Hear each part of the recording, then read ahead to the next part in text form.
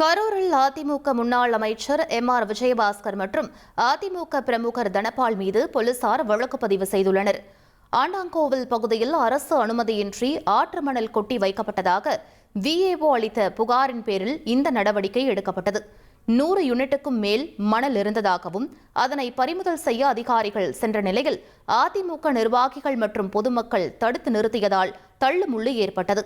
2 மணி நேர போராட்டத்திற்கு பிறகு மணல் பறிமுதல் செய்யப்பட்டது.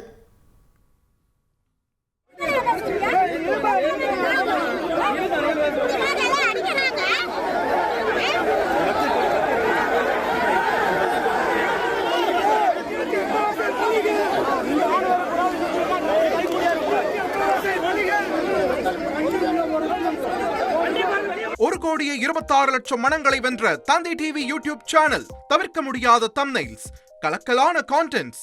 நீங்களும் இந்த குடும்பத்தில் இணைய இப்பவே சப்ஸ்கிரைப் பண்ணுங்க. அசுரபலம் கொண்ட எங்கள் டிஜிட்டல் கரங்களில் உங்கள் விளம்பரங்களை சேர்க்க வாட்ஸ்அப் பண்ணுங்க.